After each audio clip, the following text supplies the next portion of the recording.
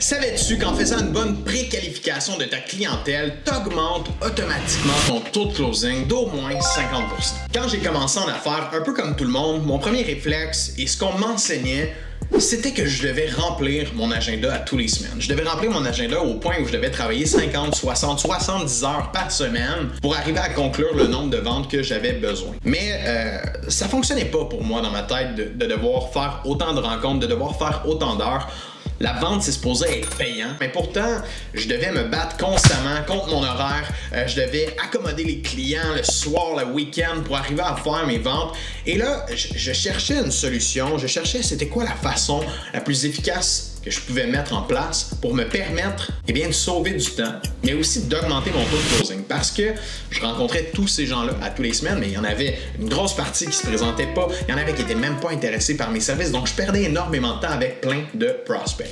Puis aujourd'hui, ce que je veux faire, je vais t'expliquer les 3 concepts qui sont nécessaires à comprendre, les 3 étapes qui sont nécessaires à comprendre pour intégrer une bonne préqualification client, sauver du temps à ton agenda, te permettre de rencontrer juste des clients qui sont intéressants pour toi aussi et finalement augmenter ton taux de closing drastiquement quand tu te présentes en vente.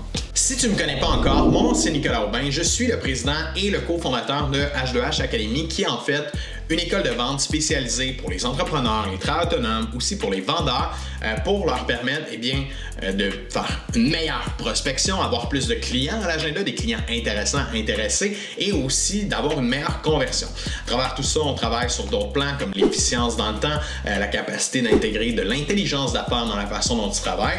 Mais aujourd'hui, je te rappelle, on va voir les 3 étapes pour bâtir une bonne préqualification client. L'étape numéro 1, tu vas trouver ça drôle, mais je vais t'apporter à la fin de ton processus de vente tout de suite. Lorsque tu arrives en vente avec un client, lorsque tu closes ta vente, tu reçois des objections du genre « Ah, je dois en parler avec mon mari. Ah, c'est pas le bon timing. Ah, j'ai pas le budget à l'heure actuelle. Ah, je suis pas certain, je vais aller magasiner avec la compétition. » On peut recevoir toutes sortes d'objections. Puis moi, le premier, j'en recevais énormément des objections quand j'ai commencé en vente. Puis c'est normal, tout le monde reçoit des objections. Même si on est le meilleur en vente, tu vas quand même recevoir des objections. La première étape ici, puis ce que j'ai commencé à faire, c'est d'identifier c'est quoi ces objections-là. C'est quoi les raisons pour lesquelles les gens ne veulent pas acheter mon produit, mon service aujourd'hui. Et aussi simple que ça, j'ai commencé à m'auto-évaluer. J'ai commencé à être dans un mode hey, je dois comprendre pourquoi les gens me disent non. Puis ça, l'auto-évaluation, c'est quelque chose qui m'a pris quand même du temps. Ça m'a demandé de piler sur mon orgueil parce que quand on est en vente, souvent, on a une bonne confiance en soi, on sait qu'est-ce qu'on fait, puis on se dit non, je continue, je vais faire les choses à ma manière, mais pourtant, c'est super important de s'auto-évaluer, c'est super important d'être critique envers soi-même, d'être difficile envers soi-même, mais de ne pas accepter le fait qu'on est au meilleur de nous-mêmes. On n'est jamais au meilleur de nous-mêmes, on a toujours une meilleure version de soi, on a toujours une meilleure version de notre processus de vente, de notre façon de travailler. Donc, moi, ça a été très difficile, mais pour toi, peut-être que ça va être facile, je te le souhaite.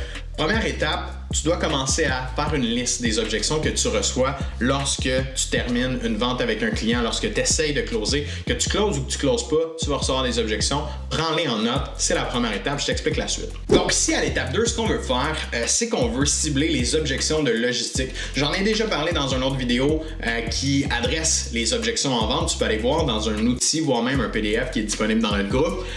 Il y a 2 types d'objections. Il y a les objections de peur, puis il y a les objections de logistique. Puis à l'étape 2 ici, ce qu'on veut faire, c'est identifier tous les objections de logistique. Parce que ceux-là, on peut les prévenir. On peut arriver à les discerner avant même qu'elles arrivent. Puis ce qu'on va faire, c'est qu'on va les prévoir, on va les counter avant même de se rendre en vente, ce qui va nous aider énormément dans notre closing à ne pas avoir d'objections de logistique. Les objections de logistique, grosso modo, c'est quoi? C'est la capacité au niveau du décideur. Est-ce que je parle à la bonne personne? Si la personne doit en parler à une autre personne et qu'elle n'est pas là sur l'appel de vente, il n'y aura pas de décision qui va se prendre. Problème logistique. Si en ce moment, je suis en train de présenter mon offre de service et que la personne à qui je la présente, elle n'a pas le budget du tout pour ce que moi je vais lui vendre, c'est sûr que de façon logistique, elle va te dire non, elle peut pas se payer ce que tu lui offres en ce moment. Ensuite de ça, il y a des raisons de genre, j'ai un contrat avec une autre compagnie, je pourrais pas le faire, ou en ce moment, ce n'est pas un bon timing pour x, y raison. Donc, ce sont tous des objections de logistique sur lesquelles on va vouloir travailler avant de se rendre en vente pour éviter de recevoir ce genre d'objections-là. Donc, là, tu te demandes comment ça va m'aider dans ma préqualification. Je te l'explique dès maintenant pour l'étape numéro 3. L'étape numéro 3, c'est de bâtir une préqualification, bâtir un petit questionnaire qui va arriver au tout début de ton processus de vente, que tu sortes d'un appel de prospection avec un client, que ce soit quelqu'un qui vient vers toi directement, une référence, un ami, peu importe. Dès qu'on a un premier contact avec un client qui a de l'intérêt, ce qu'on doit faire, c'est le préqualifier. On doit valider que ce client-là, de façon logistique et rationnelle, c'est quelqu'un à qui on a une chance de vendre ou non. Donc, on va poser des questions. Et là, je vous en donne 3, OK? C'est 3 questions qui, pour moi, ont été au cœur du succès dans ma préqualification, qui m'ont permis d'apporter des gens en vente et de closer mes deals, d'augmenter mon taux de closing au-delà du 50%.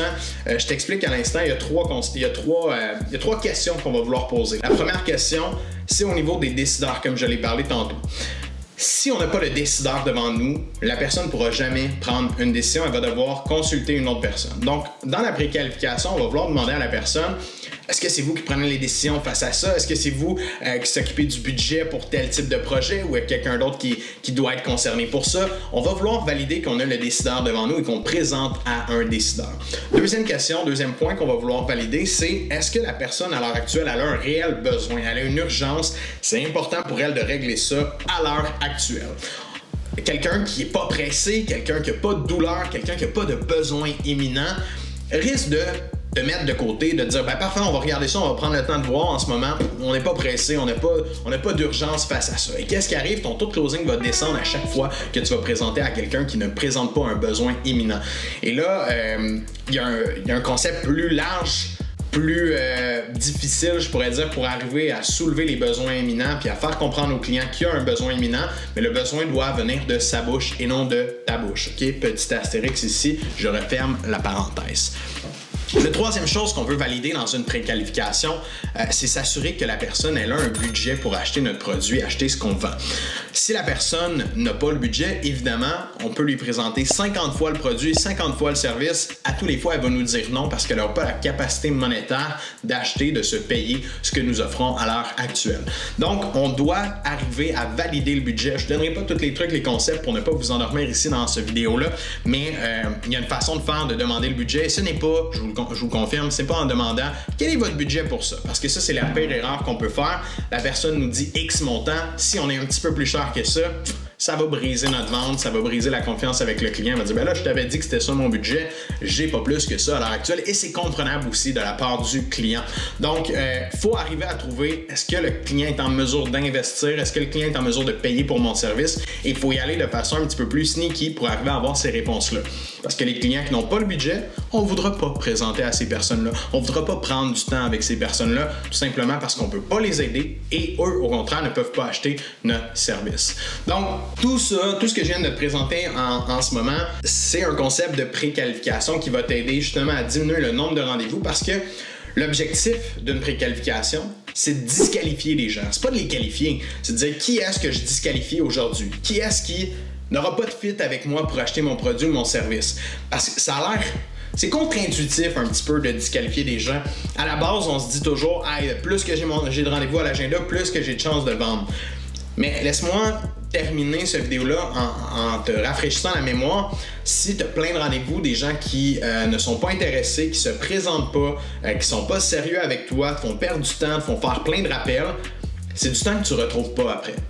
Puis ce temps-là, si tu arrives à le gagner en disqualifiant plus de gens, ça te permet d'augmenter ton taux de closing avec chaque personne à qui tu présentes parce qu'il est beaucoup plus qualifié. Il n'y a pas d'objections de logistique qui vont s'affronter à toi.